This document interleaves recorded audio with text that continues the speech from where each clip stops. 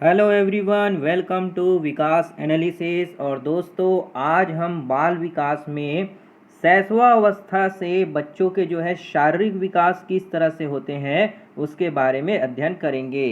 तो दोस्तों, अगर आप हमारे चैनल पर पहली बार आए होंगे तो प्लीज़ हमारे चैनल को एक लाइक और सब्सक्राइब सपोर्ट जरूर से करिएगा। दोस्तों, शैशवा अवस्था से संबंधित जो है आपके शिक्षक भर्ती एग्जाम में प्रश्न जरूर से पूछे जाते हैं ना। तो आज हम उनके शारीरिक विकास के बारे में पढ़ेंगे कि शारीरिक विकास से उनमें क्या क्या चीज़ें जो है शैशवा अवस्था में देखने को मिलती है। तो चलिए शुरू करते हैं। जो शैशवा अवस्था है उसमें बच्चों के शारीरिक विकास के अगर संदर्भ में देखा जाए तो लगभग 3 वर्ष की आयु तक आते तक है ना, 3 वर्ष की आयु तक आते तक जो शिशु होते हैं उसमें विकास जो है बहुत तीव्र गति से, बहुत तेज़ी से जो है देखने को मिलते हैं। तो इस पॉइंट को याद रखिएगा कि शैशवा अवस्था में जो बच्चों का शारीरिक विकास है वो जो है आपके जन्म से लेकर है ना, जन्म से लेकर के 3 वर्ष की आयु तक जो है बच्चों में विकास बहुत तीव्र गति से देखने को मिलते हैं। दूसरा पॉइंट है आपका यहाँ पे लंबाई है ना। तो जन्म के समय शिशु की लंबाई लगभग 51 सेंटीमीटर होती है ना।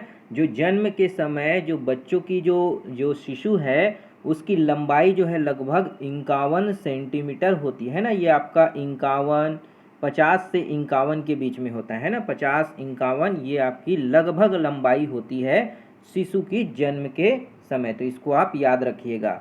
इसी में हम एक पॉइंट और देख सकते हैं कि जो बालक होते हैं ना उनकी लंबाई से रिलेटेड, जो बालक होते हैं उनकी जो लंबाई है जन्म के समय है ना, कब जन्म के समय जो बालक की लंबाई होती है वो बालिकाओं की लंबाई से क्या होती है, आधी से आधी होती है ना। यानी कि बालिकाओं की लंबाई यानी कि जो लड़कियां हैं उनकी लंबाई जो होती है लड़कों की तुलना में बहुत तीव्र गति से होती है। तो इस पॉइंट को भी आप याद रखिएगा।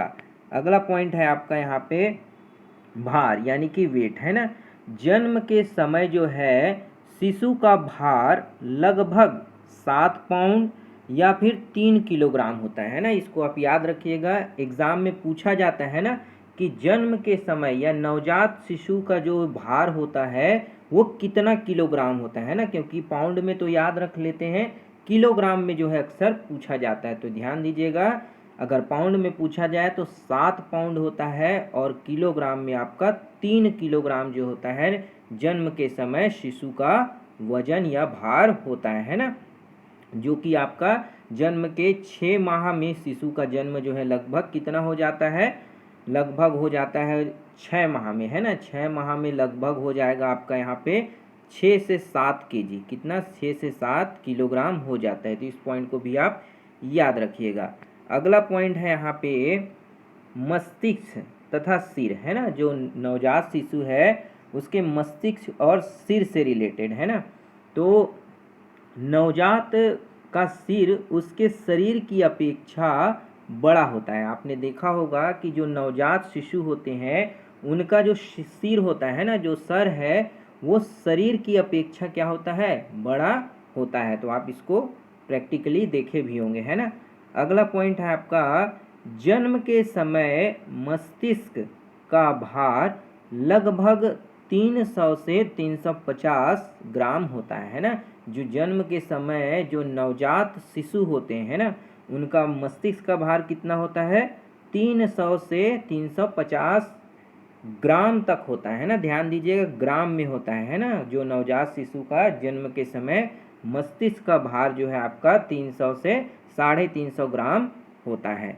अगला पॉइंट है आपका दांत है ना। बच्चों के जो जन्म के समय शिशु में दांत नहीं होते हैं ना। देखा होगा आपने कि जन्म के समय जो शिशु होते हैं उनमें किसी भी तरह का कोई दांत देखने को क्या है, नहीं मिलता है। अगला पॉइंट है अस्थाई दांत है ना। जो बच्चों में अस्थाई दांत होते हैं वो कौन से कहे जाते हैं, तो 6 एवं 7 माह की अवस्था में दूध के दांत जो होते हैं वो निकलने लगते हैं ना। जो 6 से 7 माह है ना, 6 और 7 माह की जो अवस्था होती है उस अवस्था में दूध के दांत जो है निकलने लगते हैं। इसी दूध के दांत को हम अस्थायी दांत कहते हैं। क्या कहते हैं? अस्थायी दांत के रूप में भी जाना जाता है। अगला पॉइंट है आपका यहाँ पे 12 माह की आयु तक दूध के सभी 20 दांत जो है निकल जाते हैं ना। तो इस पॉइंट को आप याद रखिएगा कि दूध के दांत कितने होते हैं? तो 20 है ना, जो कि आपकी 12 माह यानी कि 1 साल तक आते आते जो है दूध के सभी दांत क्या होते हैं? निकल जाते हैं, झड़ जाते हैं, है ना। अगला पॉइंट है आपका हड्डियां, है ना। जन्म के समय शिशुओं में हड्डियों की संख्या लगभग 270 होती है ना। बहुत ही इम्पोर्टेंट है, ध्यान दीजिएगा कि जन्म के समय जो है शिशुओं में, है ना, हड्डियों की संख्या कितनी होती है? तो हड्डियों की संख्या लगभग आपकी 270 के आसपास होती है ना। और जो है मनुष्य में जो है, जो मनुष्य है उसमें कितनी होती है हड्डी? तो याद रखिएगा कितनी होती है? 206 हड्डी, है ना। मनुष्य में 206 हड्डियों की संख्या होती है। और नवजात शिशु में पूछा जाए तो लगभग 270 होती है। अगला पॉइंट है आपका यहाँ पे स्नायु विकास, है ना।